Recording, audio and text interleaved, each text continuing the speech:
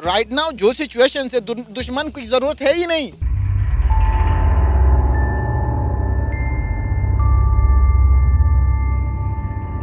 India को blame करने की जरूरत है ही नहीं, मोदी को ब्लेम करने की जरूरत है ही नहीं।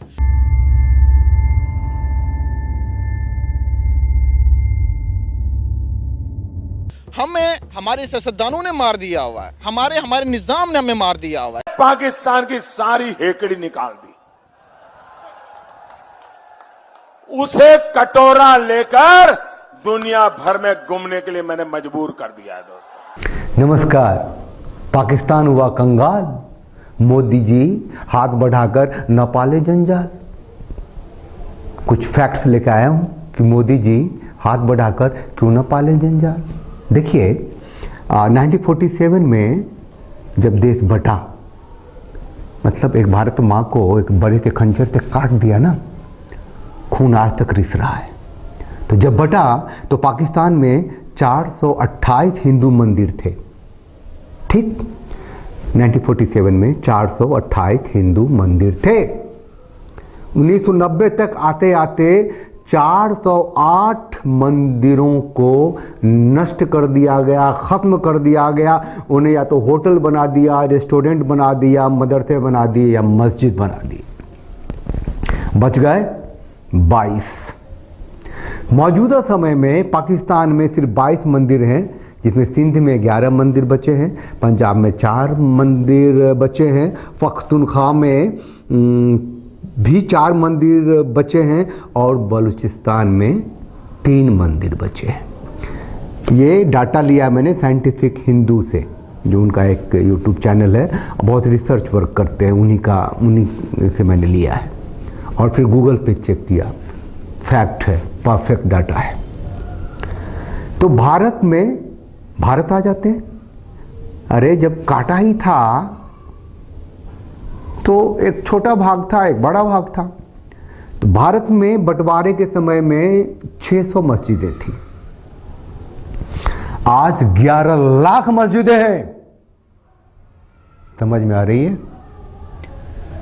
600 मस्जिदें थी बंटवारे के समय में पूरे भारत में, आज 11 लाख मस्जिदें हैं। आप सोच लीजिए, भारत का बंटवारा हिंदू संस्कृति को क्या मिटाने के लिए हुआ था? बंटवारे के बाद के भारत में मस्जिदें बढ़नी थी तो बढ़ती, लेकिन धर्मांतरण के लिए मदर टेरेसा जैसे संत को भारत रत्न तक का पुरस्कार दे दिया गया। नवाज वो भारत रत्न, मदर टेरेसा जाओ धर्मांतरण करो। और दूसरी तरफ गुलाम भारत में भी संतों और शंकराचार्यों को अपराध से अलग रखा गया था। यहां तो बोला कानून सर्वोपरि है, शंकराचार्य हैं तो क्या लाट साहब हैं? कांची मठ के शंकराचार्य जैनेंद्र सरस्वती को हत्या के आरोप में गिरफ्तार किया गया, 2 महीने जेल में रखा गया और वो 13 साल के बाद उन्हें निर्दोष साबित हुआ। ये देश बना दिया भारत को।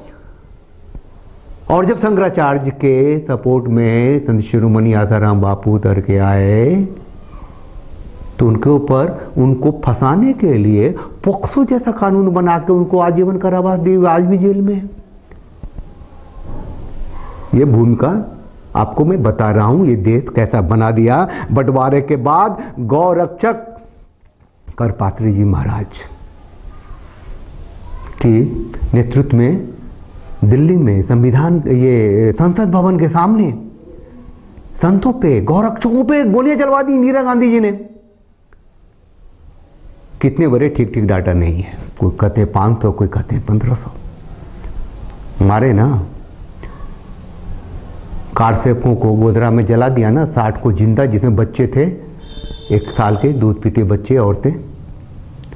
मुलायम सिंह ने राम भक्तों पर, कार सेवकों को गोली से भुनवा दिया ना, और कहा ना कि मेरा बस चलता तो 50 मरवा देती, 15 ही मरे थे। पाकिस्तान में बंटवारे के बाद हिंदुओं की आबादी थी 40 लाख।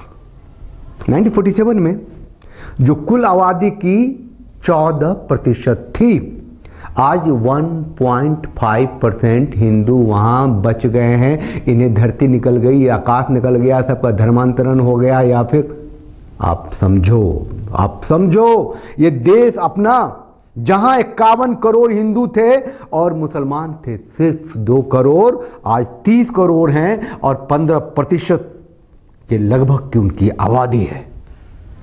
यह है भारत, क्योंकि यहाँ हिंदू हैं, सनातनी हैं, यहाँ की संस्कृति में विश्व बंधुत्व है, सर्वे भवन्तु सुखना है, जो अपने सिर पे आ गया है।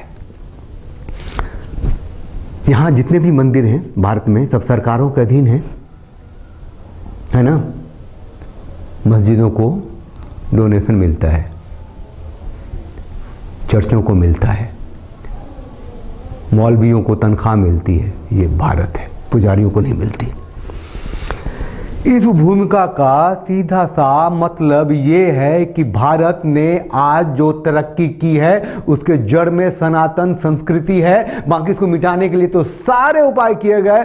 दूसरी तरफ पाकिस्तान की बर्बादी की जड़ में उनकी संस्कृति है, जो कहते हैं कि जो मुसलमान नहीं है वो काफिर है, वो वाजिब कत्ल है, उनके औरतें माले गनीमत हैं, वो भारत से, वो यहूदियों से, वो अमेरिका से नफरत इसलिए नहीं करते कि वो उनके लिए बुरे हैं, इसलिए करते हैं कि उनकी संस्कृति ऐसी पनप गई है। मतलब भारत के बंटवारे के बाद भी वहाँ के लोगों के दिमाग में, नसों में ये घुसा दिया गया कि भारत हमारा दुश्मन है। आतंकवाद की फौज खड़ी कर दी तो सारे हिंदुओं को तो भगा दिए। अफगानिस्तान से तो वो भी तो मुसलमान ही है, आपस फिरकों में दुश्मनी होने लगी, अब वहाँ मस्जिदों में बम फूटने लगे। जबकि संस्कृति होगी मारने की, पीटने की, नफरत करने की, वो तरक्की कहाँ से करेगी हमें बता दो। आटे के लिए लड़ाई, रोटी के लिए लड़ाई, इनकलाब। मैं ये कहता हूँ कि पाकिस्तान की जो जनमानस है, जो वहाँ के लोग हैं, उनके घुटनों में, उनके माथे में, उनके नसों में ये पिला दिया गया है नफरत और एक ऐसा मजहब जो कहता है कि सिर्फ तुम हो और तुम ही रहोगे, बाकी सबको ख़त्म हो जाना है। और एक दूसरा धर्म है, जिंदगी है, जो कहता है कि धरती फलेगी फूलेगी, सब फलेंगे फूलेंगे, सर्वे भवन्तु सुखना होगा। ऐसा देश है हमारा भारत। तो मैं मोदी जी से ये कहता हूँ कि आपने गलती की थी पिछली ज़िंदगी में, जब आप सत्ता में आए थे तो प्रधानमंत्री को बुला लिए थे, फिर उनके जन्मदिन पे उड़ के चले गए थे, फिर आपने कहा था कि अपनी दुश्मनी छोड़ो, गरीबी के खिलाफ हम भी लड़ते हैं, तुम भी लड़ो। नहीं, उनके संस्कार ऐसे हो चुके हैं, उनकी मानसिकता ऐसे हो चुकी है कि वो डसेंगे ही डसेंगे। उनको पढ़ाया गया इस तरीके से, जब तुम कमज़ोर हो तो झुक के रहो, थोड़ी ताकत हो तो थोड़ा लड़ो, पूरी ताकत में रहो तो जो मुसलमान नहीं उसे काट दो। ये और बात है कि जब सिर्फ मुसलमान ही रह जाएंगे तो उनके 72 फिरके वो आपस में लड़ेंगे, मरेंगे, कटेंगे। भारत में सारे मुसलमान के फिरके जो हैं ठीक से रहते हैं, एकता में रहते हैं। वो इसलिए रहते हैं कि यहाँ सनातन संस्कृति है। नहीं तो देवबंदियों की मस्जिद में बरेलवी नहीं, बरेलवी की मस्जिद में अहमदिया नहीं, और जो तो फिरके हैं। अब वो मुसलमानों की ताकत बढ़ गई थी पूरी की पूरी कश्मीर में, तो दरगाह जला दिया था चरारे शरीफ को कश्मीर में, बोला कि एंटी इस्लामिक है। दरगाह में सुन्नी जो हैं वहाँ भी वो नहीं मानते हैं दरगाह को इस्लामिक। पूरे भारत में इतनी सी भी आवाज़ नहीं उठी थी बाकी भारत में, क्योंकि वहाँ मुसलमान की सत्ता आ गई थी। तो मोदी जी के बहाने आप सबसे कहना चाहता हूँ कि जो भारतीय मुसलमान हैं वो तरीके से रहते हैं, वो इस संस्कृति में रचे बसे हुए हैं, इसीलिए उनकी सोच थोड़ी सी अलग है। अगर छूट दी गई, अगर हाथ मिलाया गया पाकिस्तान से, अगर उनको मदद करने के लिए पहुंच गए, तो भारत में जो हर महीने हर हफ्ते बम फूटा करते थे वो शुरू हो जाएंगे। आतंकवाद इस तरफ फैलेगा कि देश संभल नहीं पाएगा। अच्छा है, जो जहाँ है जय, उनको जिंदा रहना है, उनके अल्लाह हैं, उनके भगवान है, ईश्वर हैं, पूरी दुनिया है। मोदी जी हाथ बढ़ाकर जंजाल मत पालना। पाकिस्तान के लोग जो आपस में जुआ के सोशल मीडिया जो है, जो लोगों से पूछ रहे हैं, उन लोगों का माइंड सेट क्या बदल रहा है, या फिर ये जो अभी दर्द में इसकी वजह से वो कुछ ऐसा बोल रहे हैं। एक के बाद एक कई बाइट्स हैं हमारे पास जो मैंने टीवी से उठाए हैं, उन पाकिस्तानी सोशल मीडिया के यूट्यूबर से उठाए हैं। आप देखते रहिए, सुनते रहिए, और चैनल को लाइक कीजिए, शेयर कीजिए, सब्सक्राइब कीजिए, उस बेल आइकन को प्रेस कर दीजिए जिससे कि आपको नोटिफिकेशन मिलता रहेगा।